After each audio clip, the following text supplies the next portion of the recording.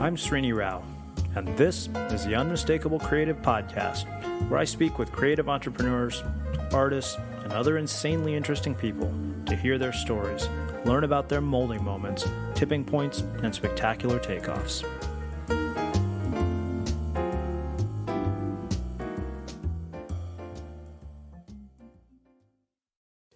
In this episode of The Unmistakable Creative, I speak with an ex-monk named Dandapani, who realized at the age of 4 that he wanted to be a monk because he saw it as the most efficient path to enlightenment. But it wasn't until completing an electrical engineering degree and meeting the right teacher that he joined a monastery where eventually, after 10 years, he decided not to renew his vows. Listen in on this revealing chat about finding our deeper spiritual path. Dandapani, welcome to The Unmistakable Creative. Thanks for taking the time to join us. Oh, thank you, Srini. Glad to be on the show. Yeah. Well, I came across you by way of our mutual friend, Clay Hebert, who seems to be the constant referral source for so many guests who've made their appearances on The Unmistakable Creative, all of who have been absolutely spectacular, because Clay apparently still isn't ready to make an appearance here. You should definitely get him on the show. He's a great guy. Yeah, definitely. So tell us a bit about yourself, your background, your story, and how that has led you to where you're at in the world and what you're up to today. Yeah, sure. I'm Sri Lankan by ancestry, and I was born in Malaysia, grew up in Australia, and wanted to be a monk since I was about 4 years old. And when I finished high school in Australia, I went into university, did engineering, and graduated from engineering school. And while I was in engineering school, I actually met my guru and decided I'd be a monk in his monastic order. So when I graduated from engineering school, I left Australia and moved to Hawaii, where his monastery was, and lived as a monk there for about 10 years. And then 5 years ago, my vows expired, and instead of moving back to Australia, I moved to the mainland US and spent a few months traveling around for a little while, and then finally ended up in New York City and made it my home. Wow. Okay. So yeah, that's what's brought me here. Well, not your typical just story by any stretch of the imagination. So I want to go back to what you said about knowing since you were 4 years old that you wanted to be a monk.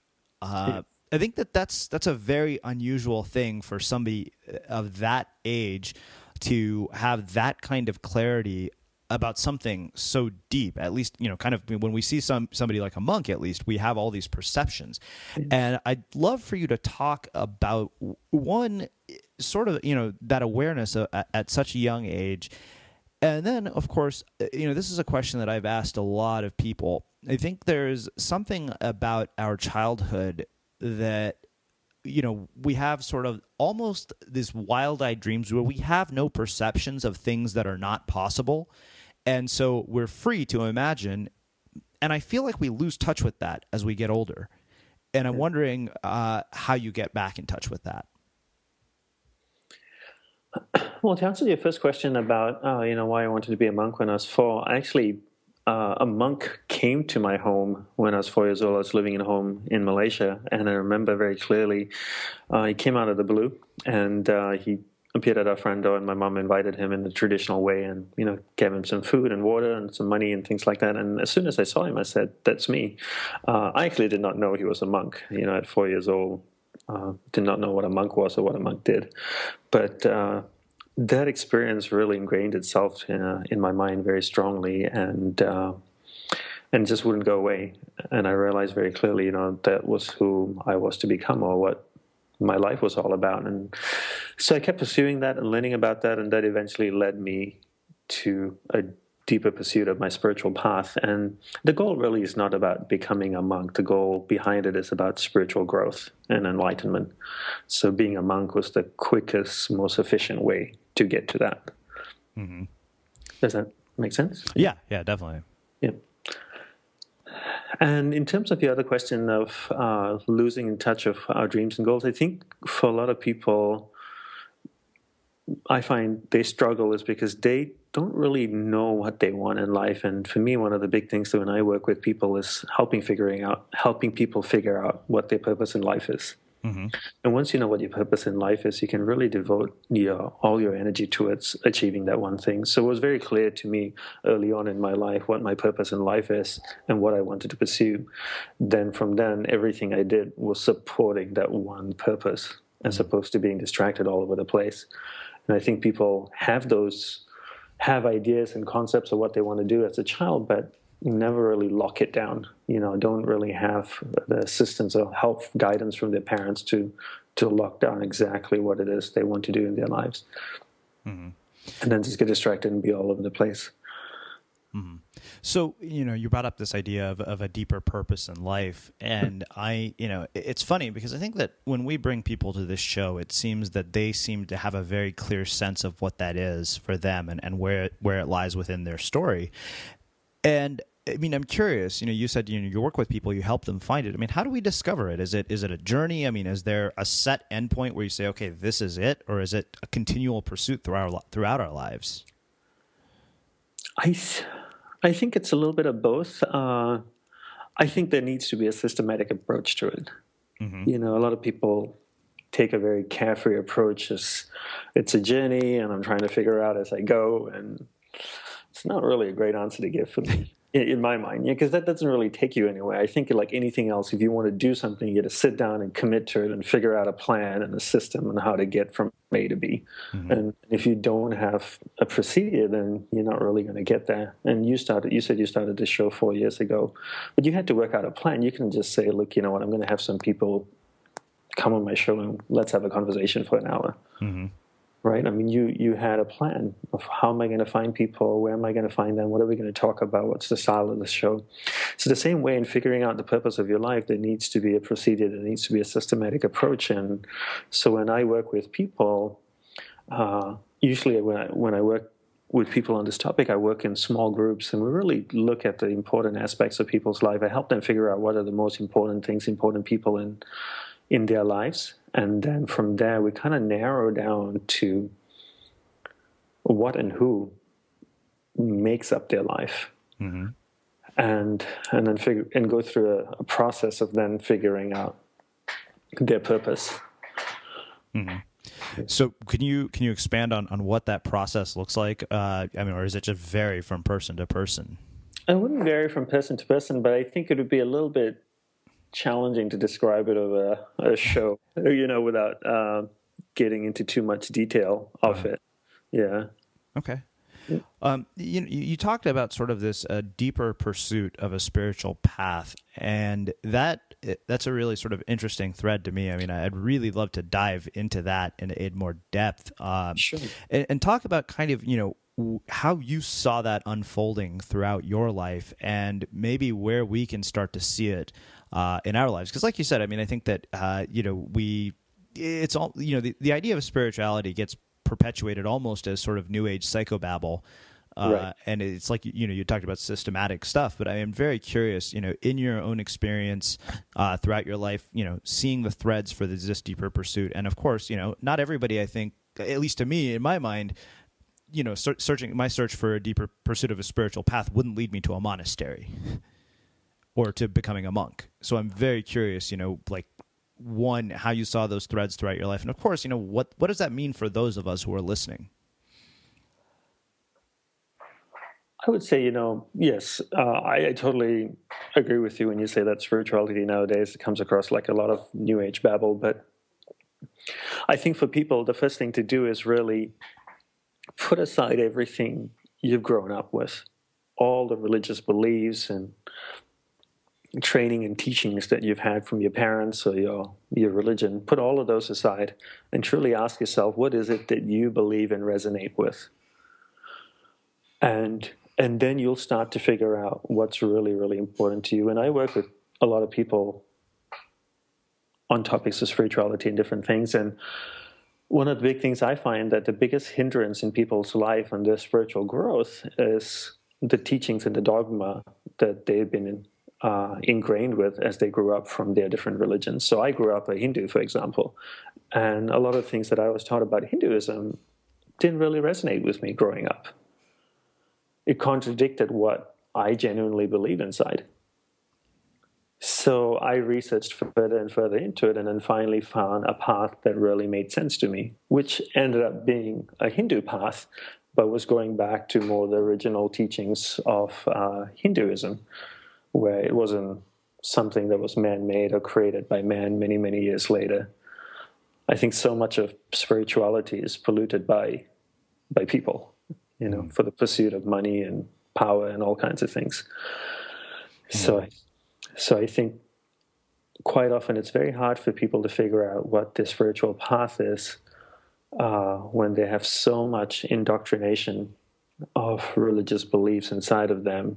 And a lot of those beliefs were just made up by people in religious power over centuries and centuries. Mm-hmm. So this idea of teaching dogma and indoctrination, I think this extends beyond our religious beliefs. I think it actually extends into the internal narratives that dictate our lives, and the stories that we tell ourselves. And I'm really, curious, how do we separate ourselves from those stories and those beliefs and start to change them in a way that serves us? Well, I would say the first step to do something like that is to really take some time out of each day and spend a little time with yourself. Most people don't spend any time with themselves at all. And I always tell people, if you really want to know what you want in life, if you want to figure out your purpose in life, you have to spend time with yourself. And spending time with yourself is not going for a walk. It's not going golfing. It's not sitting down and reading a book or listening to music. Spending time with yourself is actually finding a space within your home, a designated space, and assigning a small period of time, whether it's 3 minutes or 5 minutes in the morning, in self-reflection, and really asking yourself, what is it that's important in your life? What is it that you want in your life? And most people don't have this time for self-reflection. They don't put it aside.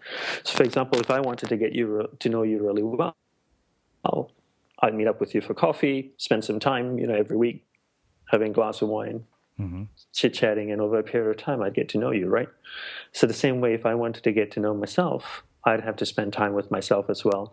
And when you spend time with yourself, you really get to know you and you understand what your beliefs are, what inherently you resonate with. And that's how you can tell the difference between what resonates with you as your truth, as opposed to what's been indoctrinated into you and that you follow in terms of blind belief.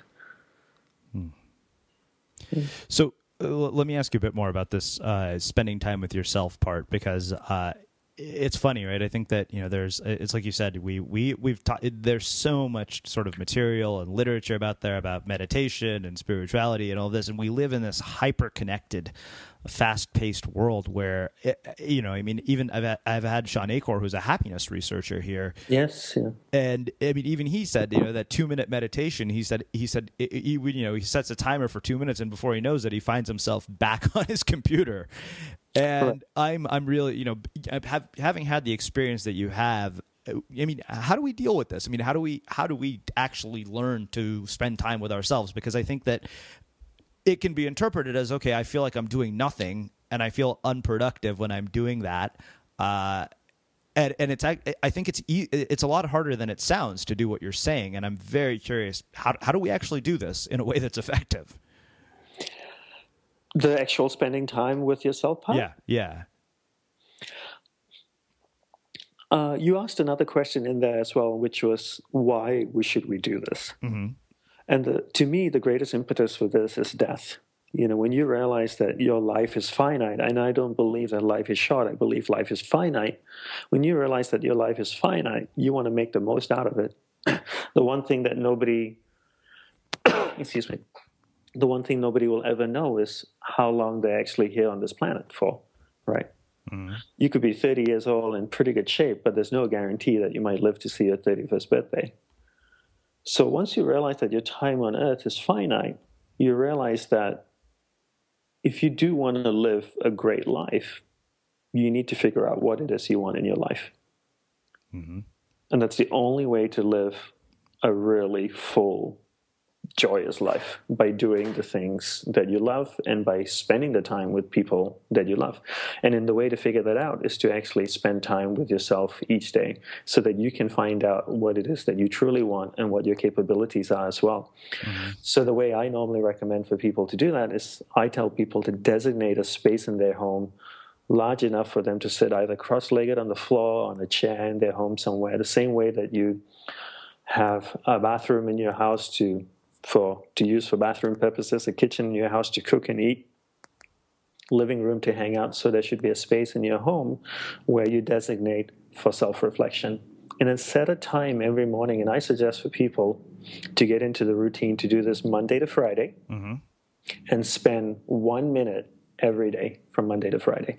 Just 1 minute a month. And then after doing it consistently for a month, the second month, add another minute. See, a lot of people come up to me and say, hey, Dandapani, I want to learn how to meditate. I want to sit down 20 minutes a day. And I go like, do you even sit down at all? And they go, no. It's like, there's no way you're going to do 20 minutes. You're going to be able to do 20 minutes for 3 days. And then after that, you're going to fizzle out. Uh-huh. So start with 1 minute because everybody can do 1 minute. And what you're doing is you're training your mind and your body to sit still.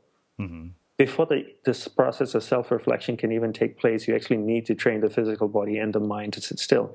So you sit down for a minute, and then you get up and you go. And the next day you do the same thing again, and you build up slowly from there. I have an entrepreneur friend of mine, actually a client that I coach in Germany, and he's been doing that. And he said to me, even right at the start, I can sit for 15 minutes. And I go like, no, I just want you to sit for 1 minute. And every month, add another minute. And now he's been doing it for about 17, 18 months, and he's up to 17, 18 minutes now a day. Mm-hmm. But it's the consistently building up over a period of time is what creates the process. So once you're able to sit down and have that process going, then it's a question of by beginning the early stages to start by having a dialogue with yourself and asking yourself, are you happy? Do you have what you want? What is it that you truly want in your life? Mm-hmm. And the process begins from there. And then obviously, we can get into more detail of how to go about it in a very systematic way. But those would be the initial steps. Okay. Well, I'd love to dig into more detail. I mean, I do have some more questions, but if we do have more detail to go about it in a systematic way, I'm sure people want to hear about that. So let's do that if it's something we can actually fit into, our conversation. Yeah, so I would say, for your listeners, what I would suggest is create a practice. First, designate a place in your home. Uh-huh. And in this place, you don't listen to podcasts, not even to Srini's show, any music, nothing at all. Nothing at all. It's just you and you alone, okay? Uh-huh. Because as soon as you're doing something else, you're not spending time with you.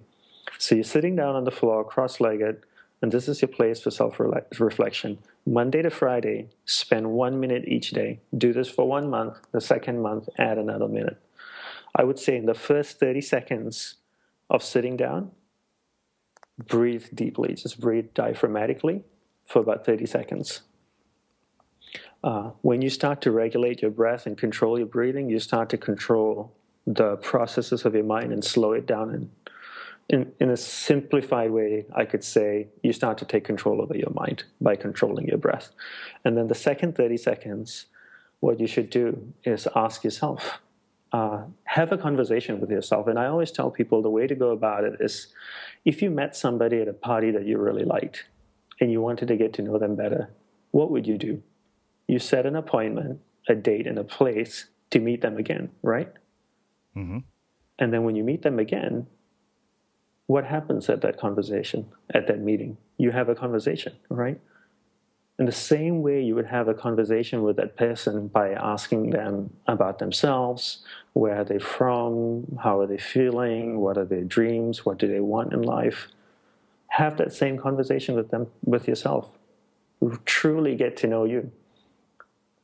And once you start having that dialogue with you, you'll start to see all the good things about yourself and all the not so good things about yourself. Mm-hmm. And what I would recommend people to do is start making a list of those things. Actually physically write them down on a piece of paper.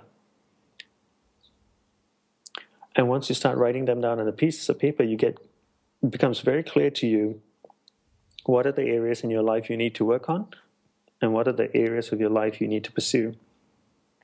And from the things that you want to pursue, you can then harness them or combine them to simplify them to the most important things in life. I think that the most important thing people can realize that is life is finite. There's only a limited amount of time that you're here on this planet, and you can't do everything. So what you need to do is figure out what are the most important things that you want to do in life. And the other thing that's also important to realize is that there's only a finite amount of energy that you have each day. And that finite amount of energy then needs to be invested into people and things that truly matter to you. So that time of self-reflection is really for you to start beginning the process of figuring out who and what is important in your life. And then you take that finite amount of energy that you have each day and invest it into those people and those things. And when you pour energy into something, those things grow. Mm-hmm. Okay, awesome. So one other question around this, and then I want to shift gears a little bit. I mean, so you've worked with people and they've done this process. I mean, what have they seen as the byproducts in their lives? Because I think that's going to be one of the questions that immediately comes up. I mean, have you seen sort of positive changes, and what have they been for people? Yes, I definitely have seen positive changes in people's life.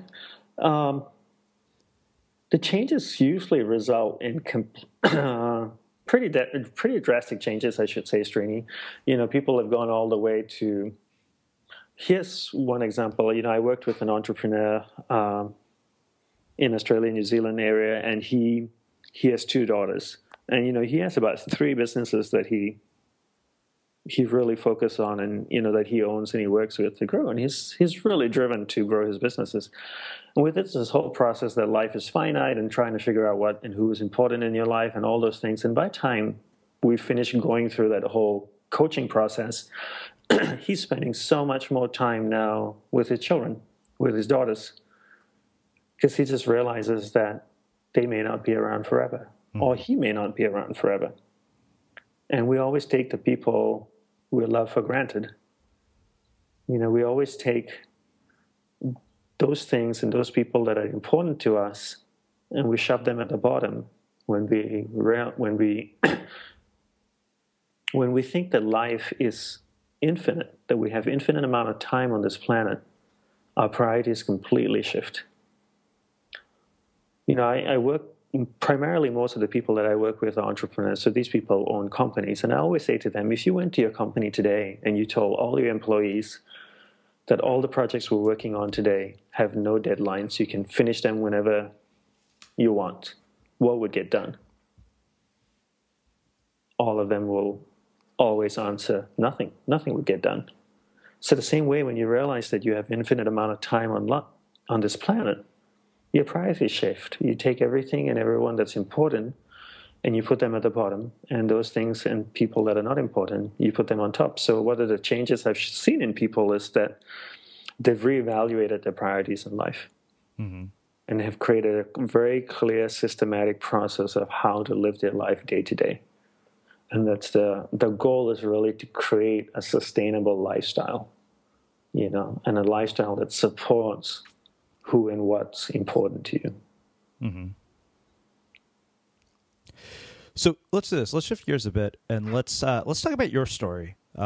It's interesting because the path is such a strange one to me. You realize at 4 years old that you want to be a monk, but somehow you end up in engineering school, which doesn't seem like that's not, at least for people who may not know anything about monks, I don't imagine in my mind, I would think, okay, here's a guy who went to engineering school. Like, I wouldn't imagine any of my friends from Berkeley who I went to school with telling me that, hey, I've decided to become a monk, with one exception. And, we've always said he'll either start a cult or become the next Steve Jobs.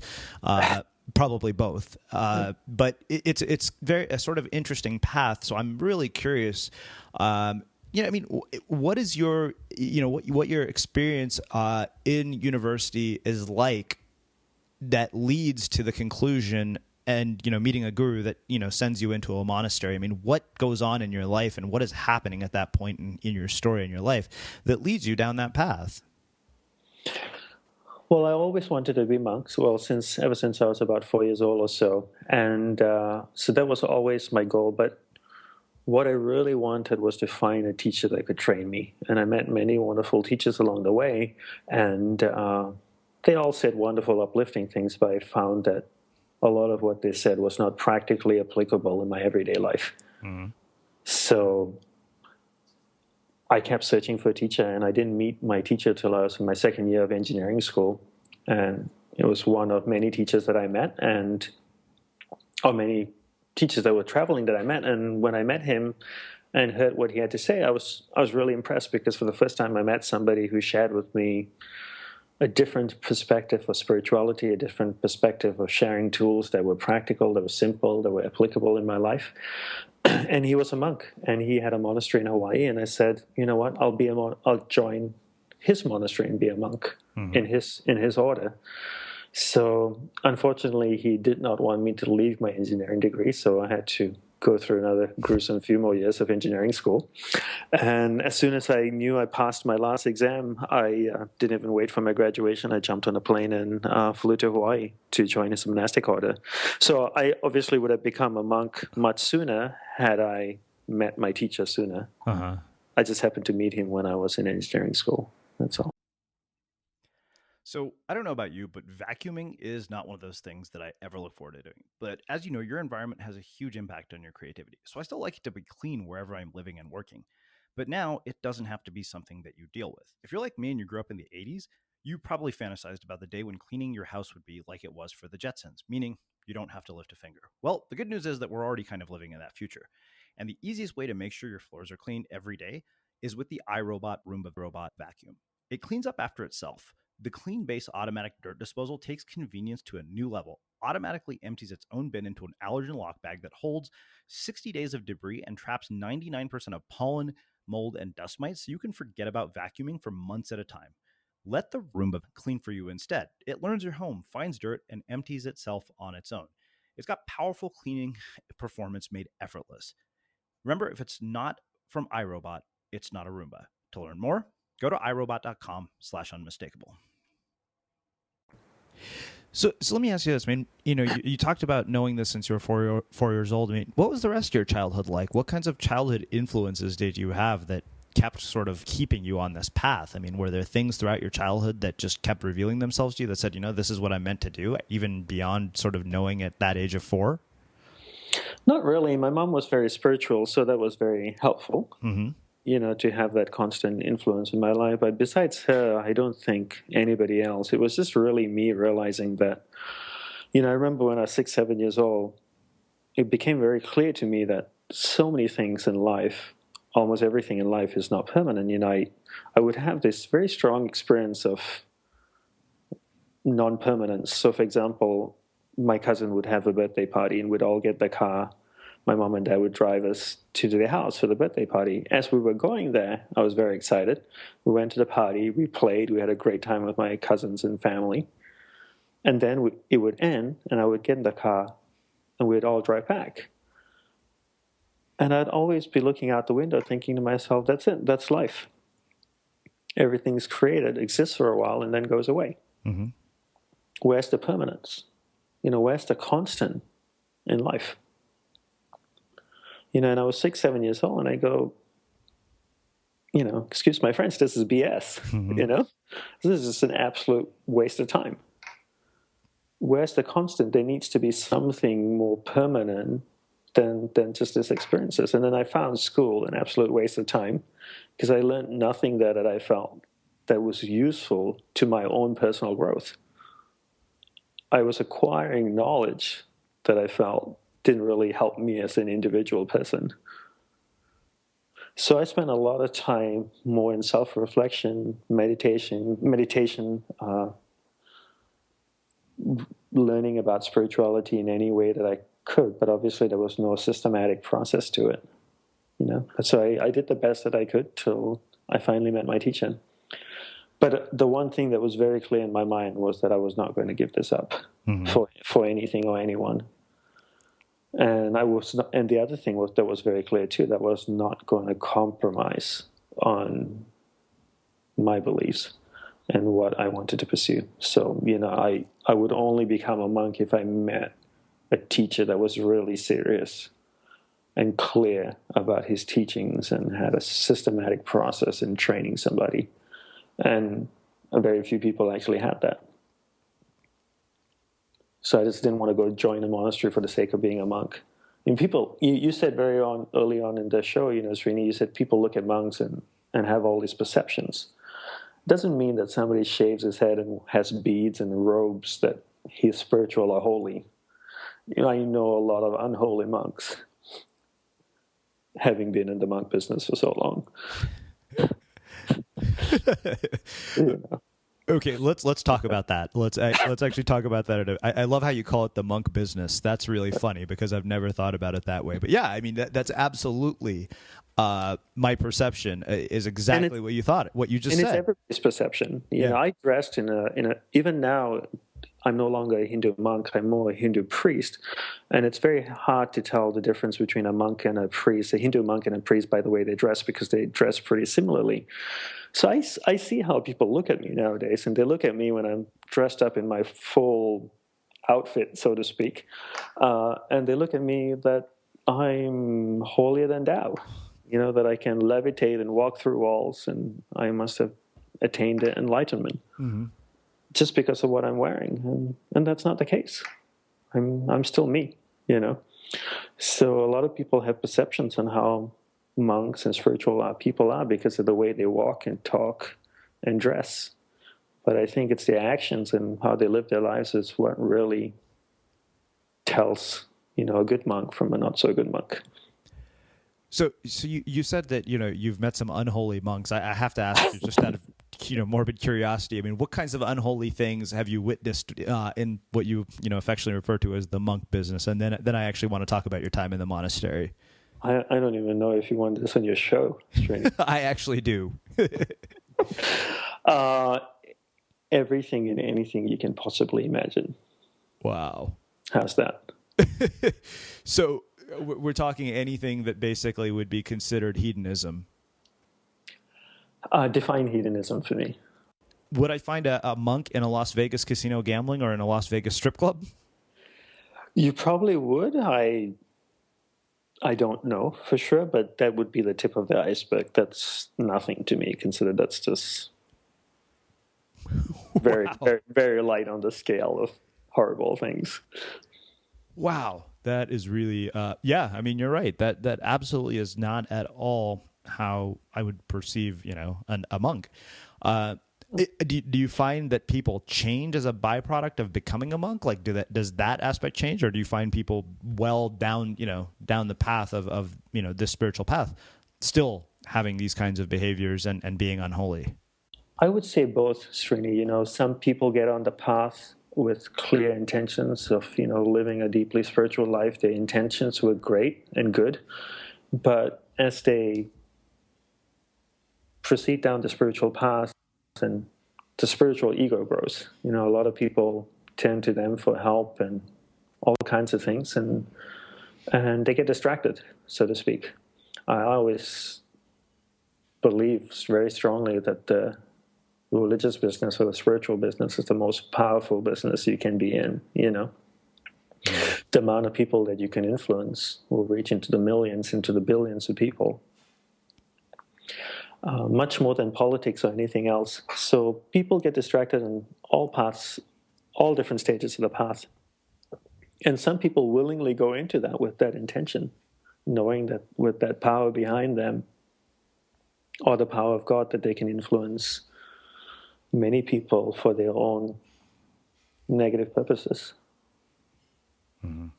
And it's interesting, people in the finance world will know the good finance people and the not so good finance people, right?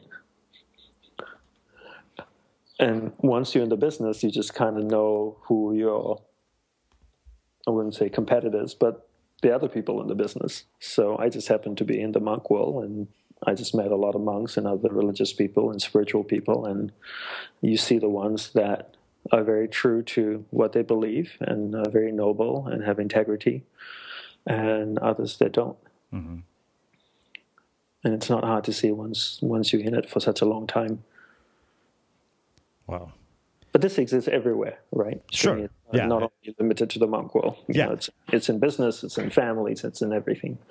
Yeah, no doubt. Yeah. Well, you know what?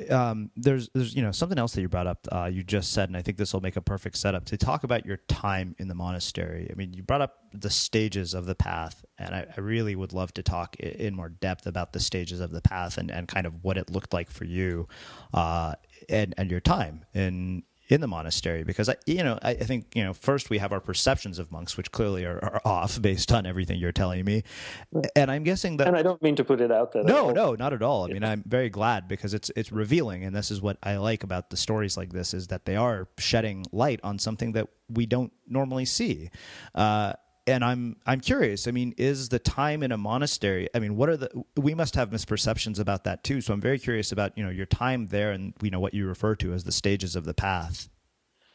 Yes, and just to quickly go back on what we were talking about, just to wrap up that topic, I would just say also, just for your listeners, the way to really, identify a monk is just to really look at a person's actions and how they live their lives, more than what they say or what they put out there. It's really in how they live their lives and who they surround themselves with. Mm-hmm. And I think that's a real key indicator of what a person is like. I remember asking my guru one day, we were traveling somewhere, we went to a big event, and there was a very famous guru that was also at that event, who I had known since I was a childhood. I've known of, I've never met him, but read many great things about him. But when we were at that event, something just didn't feel right about him. And I was a little bit strange with how I was reacting. So that night I asked my guru a very simple question. I asked him, how do you tell the difference between a good guru and a not so good guru? I don't want to say bad guru, not so good guru. And he said, he gave a really wise answer. He said, by looking at the people that surround him, the immediate people that surround him, if the people that immediately surround him are people that you want to be with, you want to spend time with, they're uplifting to you, then the teacher must be that way too. But if the people that surround him immediately not people you want to spend time with, people that you feel very uncomfortable with, then something is not right. Mm-hmm. And I thought that was a really wise answer.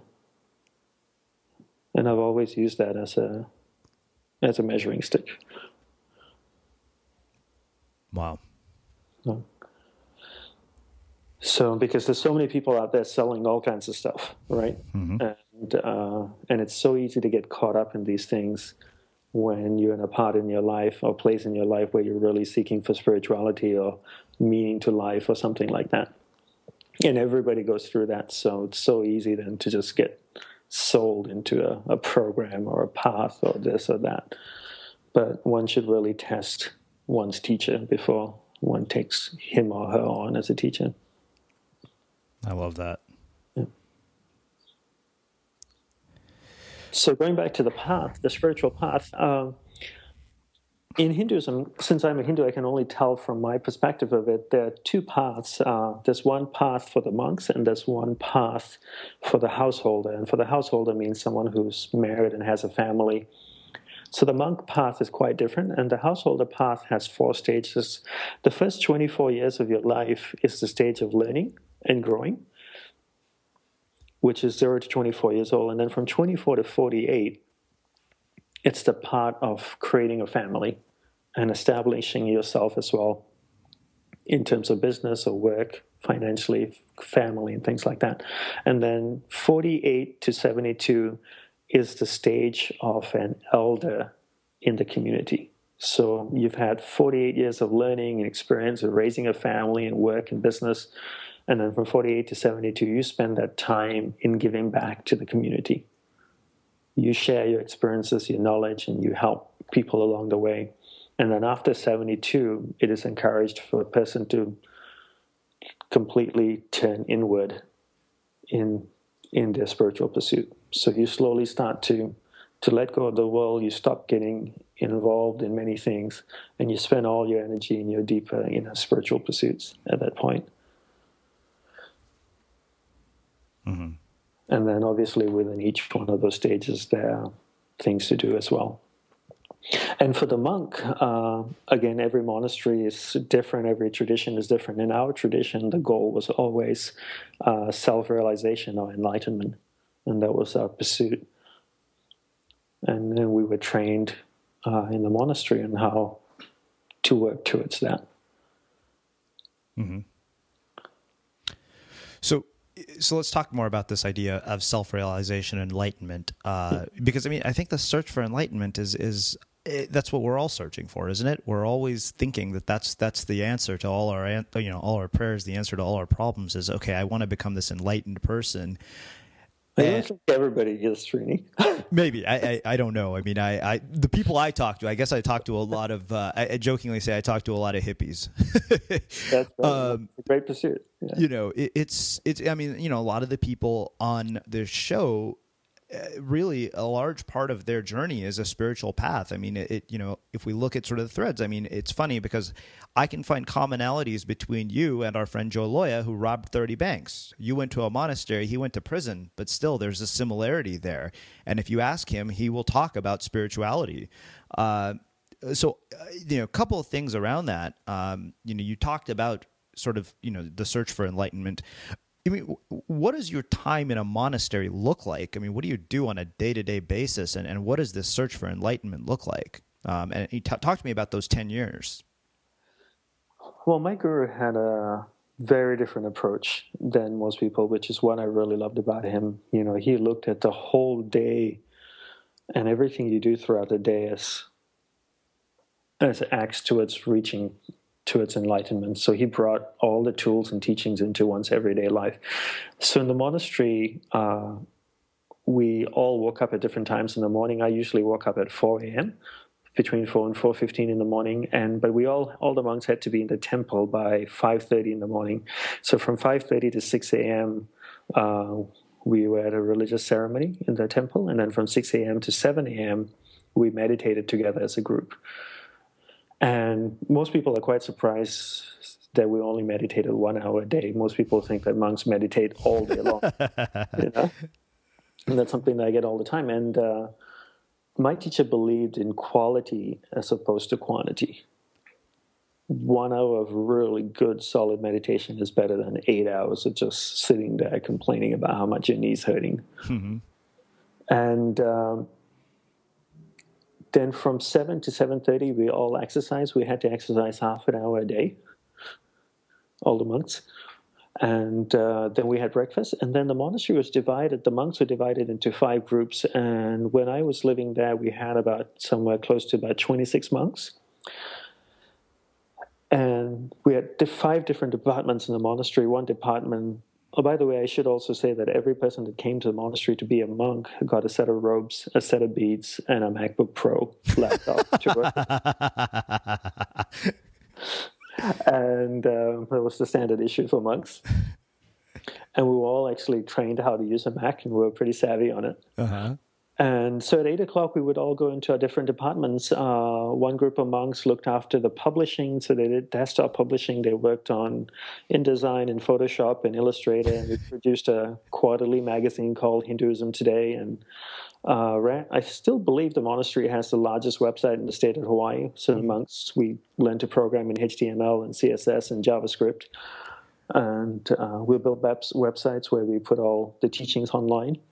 The monastery also blogged. We're probably one of the first bloggers in the world.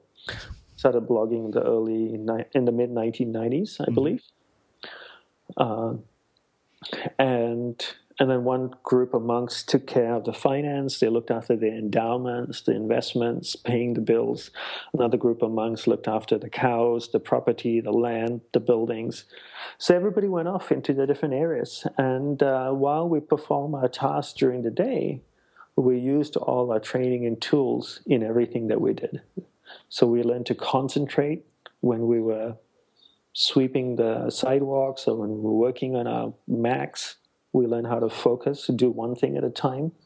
So our whole day was training us, or rather I should say preparing us for that 1 hour of meditation. So that when we actually sat down to meditate, we had 23 hours of training, so to speak, or preparation. And then that 1 hour was extremely intense. Whereas a lot of people take a different approach to meditation and they say, I'm going to sit down for 5 minutes and meditate, and then the rest of the day I'm going to be Zen. It doesn't work that way. Right. I always ask people, what are you doing the remaining 23 hours and 55 minutes? That to me is more important. When people come up to me, because I'm all dressed up like a monk and stuff, so people like to come up and tell me, oh, I meditate 10 minutes a day. I'll go like, that's wonderful. What do you do the remaining 23 hours and 50 minutes? Because that's what shapes who you are. Yeah. And so for the monastery, a lot of our training was taking the tools that we learn and implementing it into everything that we do throughout the day in preparation for us to meditate. And then during the meditation, we would meditate very deeply and went through a systematic process to go deeper and deeper within ourselves. Wow. So this is, I love this. This has actually been probably the most hilarious and funny part of our conversation because I love how, you mentioned, standard issue or robes, beads, and a MacBook Pro because now I'm thinking, wow, I'm like, so it runs like a normal business does. It totally does. It totally did. We, monks wanted to buy something, like you needed to get another mouse because the mouse died or something. We had to submit a purchase order. And yeah, no, it really ran like a business. Our guru was probably one of the most amazing entrepreneurs I've ever met in my life. He just happened to be a monk. Wow. Yeah. So let's talk about this. I'm curious, you left after 10 years. One, I'm curious, are there people who don't make it or don't hack it? Like they come there and they're like, okay, you know what, this is just not for me. I'm out of here. Like what is, and of course, like what does that end up looking like? And then I want to talk about your decision not to renew your vows and we'll start wrapping things up. Okay. So the monastery is quite tough. Obviously when you join the monastery, it's very traditional Hindu monastery, so only men under vows could live in there. So you're celibate the entire time. That usually kills people, and so most people don't even want to. People come to try out and usually stay 6 months and then leave. and in the first year, you're not even a monk. You come as a trainee, right? And most people don't make it past that. And I would say anybody staying past 1 or 2 years or 3 years usually will stay a long time, and if they leave after that, they have a very clear reason for leaving. So that's the answer to the first question. The second one, so our vows last in periods of 2 years, and every 2 years we renew them. And so after 10 years, I decided not to renew my vows, and I decided to leave. So what made you feel that, okay, I'm at a point now where I don't want to renew my vows? Like, was there something that just, you said, okay, there's more of life to explore? Or what makes you decide that that's it, I'm done? Not really. My teacher died 3 years after I joined the monastery. And so I stayed for 7 more years. And after he died, I felt things changed a little bit. Not in a bad way. I felt that the monastery was going in a slightly different direction than where I wanted to go. It initially come in with. And I felt that gap was getting bigger and bigger as time went on. So, I stayed for 7 more years, and I felt we were just going in slightly different directions. And so I decided to leave at that point. It wasn't quite fully aligned with what I wanted, which was fine. But it wasn't for me anymore. So on that note, let me ask you one other question about the transition. We had a friend here by the name of Meg Warden who spent 2 years in a federal prison for selling ecstasy, and one of the things that she talked about was how coming out of prison was actually much harder than going in because there's an entire process of reintegration that occurs. And I'm really curious, in your own experience as somebody who's spent that much time in a monastery, what is the reintegration experience into a normal life looked like for you? And what are the challenges that have come with it? What are the things that you didn't expect? And what does it look like today when you look back at all of this? So I've never been to prison, so I don't know what But I would say the difference here, I can only imagine and assume that in a monastery, you get trained with so many different tools and you really get to know yourself.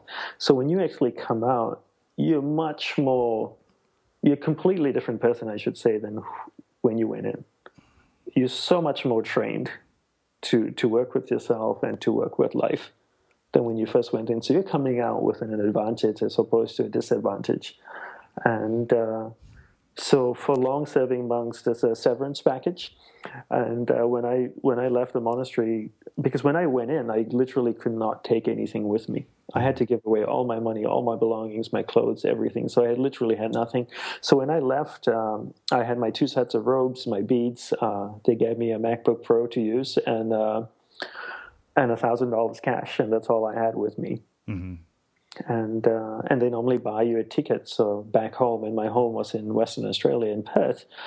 And instead of flying me home to Australia, I said, just fly me to Los Angeles. It was the closest port of entry from Kauai in Hawaii. So I flew to LA and checked into a backpacker hostel Mm-hmm. and roomed with 6 German backpackers. And the next day I went out and bought pants and a T-shirt, got an email address, opened a bank account, and just basic things that everybody has. Mm-hmm.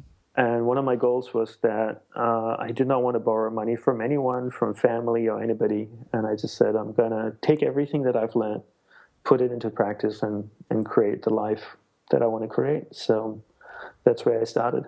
Mm-hmm. I started by going out and buying a pair of pants first. So so that has led you now to doing, it sounds to me, I mean, really what the work that you do is really, you're like a spiritual coach for entrepreneurs, is the sense that I'm getting. Yes, I help. I primarily work with entrepreneurs, and I help them to get to know themselves and understand themselves better. Mm-hmm. I always tell them that they are the greatest tool that they have. Wow. And entrepreneurs are always really interested in finding the next great tool, right? The next great software, the next great technique or something. And I always tell them the greatest tool that they have is right there in the mirror. And they just don't know how to use it. I'll give you an example, Srini. I love taking photographs and I love playing with Photoshop and Adobe Lightroom and stuff. And I remember when Lightroom first came out and I downloaded the software and I put my photos in there and started playing with it. And after 3 hours, I got absolutely nowhere. So I went on lynda.com, downloaded the tutorial, and watched it for 7 hours on how to use Lightroom. And after that, I became so much more efficient of Lightroom because I know actually how to use the software now. And I can do so much more with it. So the same way I always tell entrepreneurs, if you really spent the time to get to know yourself, you would be amazed what you would discover your capabilities are that you just don't know or not aware of. Mm-hmm. And that's what I help them discover. I help them to discover themselves.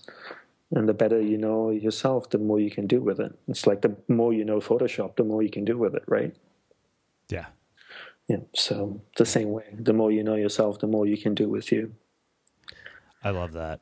I think it just makes a really fitting sort of closing to our conversation. So, I want to ask you one final question, which sure. I've closed all our interviews with.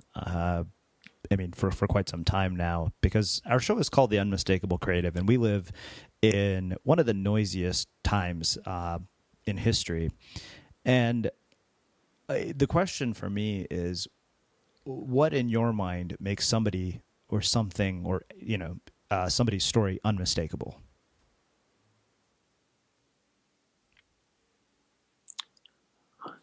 Very good question. I would say how authentic a person is. Mm-hmm.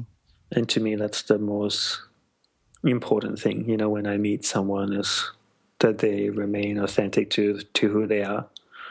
They're not pretending to be something or that they're not.